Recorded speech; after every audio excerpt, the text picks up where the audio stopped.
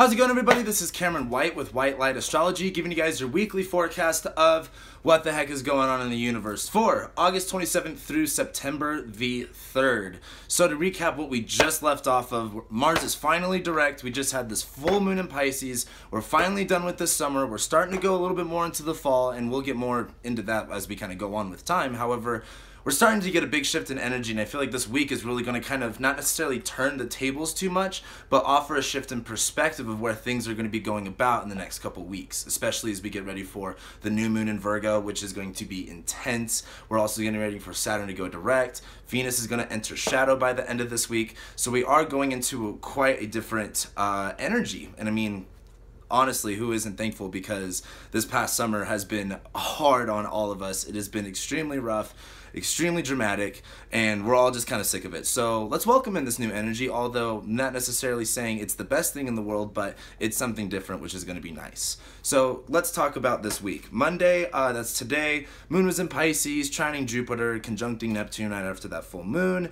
Mercury also just is, Mercury is squaring Jupiter for its third and final time today, as Mercury starts to work its way out of shadow. So if you watch my Mercury retrograde video, I talk all about the square to Jupiter and what that really symbolizes and everything like that. But that's important that that ends today on Monday, as Mercury then will leave shadow, I believe, on, oh gosh, Saturday. So as Mercury leaves its square to Jupiter and leaves shadow, we have a lot of Mercury progression going on. So that's just good news. Starting Tuesday, we have the moon going into Aries. So with this full moon in Pisces that we just had, and Mars going direct at the same time, it was kind of like, in my opinion, I was almost really distracted by this full moon in Pisces, just kind of feeling everything out. You know, Jupiter was really highlighted. There was a lot of, I guess, feelings to really experience. And so, in my opinion, it kind of distracted that whole Mars direct thing a little bit. So as we get into Tuesday, when the moon goes into Aries, I feel like the Mars direct energy is really going to start going forward. Things are really going to start picking up again. Mars is in Capricorn. This isn't going to necessarily be like, hey, we have all this plentiful energy. It's just more of like, we have a lot to do. We have a lot of things to cover. We have a lot of things to structure. We have a lot of things to build, X, Y, and Z. It's just a big workload, and we're finally going to have the, I don't want to say the motivation or the energy. It's just going to be more of like the sheer willpower to just do it. Just, you know, accomplish it, get it over with, and figure it out. So then, yeah, Tuesday, moon goes into Aries. It's going to square Saturn. It's going to conjunct Chiron. And as the moon squares Saturn, this is going to be kind of an interesting thing where it's kind of like, all right, I have all this, you know, emotionally charged energy at the moment to kind of start doing stuff, but where do I really need to be putting this in place? Because as it squares Saturn, Saturn wants you to be very conservative about where you're really putting this aggression, where you're, not necessarily aggression, but that Mars energy of like, where are you kind of taking yourself? Where are you leading yourself? What direction are you going down? As the moon squares Saturn for that, it may feel kind of like pressuring to, you know, make a decision, make sure you're doing the right thing. Don't be too hard on yourself, as the moon conjuncts Chiron, as Chiron is also going to hit 0 degrees Aries and then go back into Pisces later on. As the moon conjuncts Chiron, you know, do something different about this. Chiron is, you know, it's a choice to take a different path. It's a choice to learn something. And when the moon's conjunct Chiron, it's a really interesting time to really understand how you can not necessarily heal, as in like, oh yeah, you're fine, you're better, but experience that whole moon conjunct Chiron, the energy that's bringing with, you know, that square to Saturn. Make it peaceful, make it relaxing. There may be a lot of pressure, but how can you find a way to have better ease on yourself, to be a little bit more forgiving and a little bit more patient with things? So that's just something to bring up, not the biggest deal though. On Tuesday, the sun will begin its opposition to Neptune. So this is when I like to say, when the sun's in Virgo and, you know, everybody's like being analytical, we're getting things organized, we're getting things done. As it opposes Neptune, it's going to kind of be like, okay, we're starting to see, I hate using this, but it works so well, but seeing past the bullshit. Like with Neptune and Pisces, it's just so, there's so many things that just like that don't grab our attention. They slip into our subconscious. It's very idealistic. It's very confusing. It's very mystifying. It's very foggy is the way I like to put it. And while the sun goes into Virgo and it starts to make its opposition to Neptune and Pisces, I think that's going to be kind of like not putting the blinders on in the fog, but putting the fog lights on in the fog to where you can actually see where you're going, and you start to have a little bit more sense and clarity of where you are going. So that's going to be starting on Tuesday. As we go into Wednesday, we have the moon opposing Venus, and it's trining Mercury. I think this is going to be interesting because Venus is in Libra. We have the moon in Aries. We have this opposition of like, hey, Venus, and also I have to say, Venus is doing a lot of work right now in Libra. She's about to enter shadow at the end of this week. She is making a square. She just made a square to Pluto, I believe this week or whatever. I have that written down somewhere. She made a square to Pluto. She's making a square to Mars. She starts her opposition to Uranus. She's going through a lot. But before she goes into any of that, really, she has to face this opposition with the moon. The moon in Aries is kind of like, hey, I want to go in this direction. I want things to be this way. While Venus in Libra is kind of like, hey, how do you be that way though? Like, sure, you can be not necessarily animalistic, but like just really hardcore and pressurized and fierce and determined with that moon in Aries, while Mars is direct. It's kind of like, you know, you want to go, go, go. You want things to be playing out right. But Venus in Libra is kind of like, hey, we're going to have to find some balance for that. We're going to have to find some, you know, leeway. We're going to have to work this out in a special way. So with that happening, it's going to be kind of like an easy day to get upset and kind of like angry, just like any day with the moon in Aries. But don't let it get to you. Try to practice that Venus and Libra energy. We got a lot of it coming up, so just be mindful of that. And it also trines Mercury, so Mercury is also going to be sextiling Venus also, I believe, during that time. I think they actually just finished their sextile, if I remember right. I didn't write it down. But, yeah, Moon's going to be trining Mercury, too, while Mercury's in Leo. So it's going to be kind of easy to kind of talk yourself out of it if you're not so pomposous and Leo about it and make everything really dramatic. So then we go into Thursday, Moon conjuncts Uranus. Venus begins its opposition to Uranus, squares Mars. The Moon will square Mars. Moon will square oppose Venus.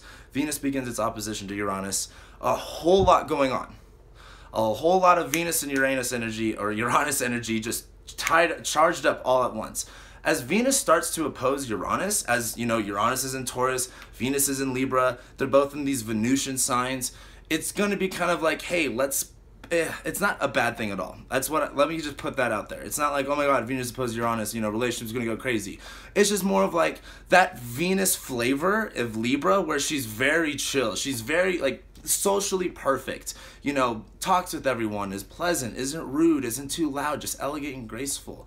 With Uranus opposing Venus right there, while Uranus is in Taurus, this is going to be that new and exciting and ingenuitive way to have that social standing, to be that person, but in a way that's more stabilizing, in a way that's more grounding. Find a way to better express that Venusian quality in a way that is, you know, something new, something innovative, something creative, something that's breaking free from what you've always been told. And as Uranus is in Taurus, where we're really trying to, you know, I've talked about this in my Uranus and Taurus video about it's like jumping from iceberg to iceberg. It's kind of like we have to do that, but now with grace. We can't just jump and slip and hold on. We have to jump and make it look easy and make it look fun and really enjoy the jump at the same time. And as Moon conjuncts Uranus, this is going to be bringing all this to the forefront. Venus begins her opposition to Uranus, so a lot of this energy is just going to start building up, even though it won't be exact. So keep all of that in mind. That's going to be Thursday. We go into Friday. Moon goes into Taurus, trines Saturn and the Sun. Yeah. Moon opposes Jupiter. So this is just going to be a cool day. Friday. As the Moon goes into Taurus and it trines Saturn, trines the Sun, it's going to be way, way nice. And then it'll also eventually trine Mars too. Just a lot of energy for getting things done, grounding yourself, getting stable, having things. It's just kind of like, it's not necessarily a stagnant time, and it's definitely not so much like work time, but really kind of like getting into the flow of work and getting grounded in a schedule and a routine and finding your knick-knack ways to kind of get what you need to get done, but on your own time. Moon's going to be in Taurus. Taurus doesn't move too fast. You got to make sure it's on your schedule.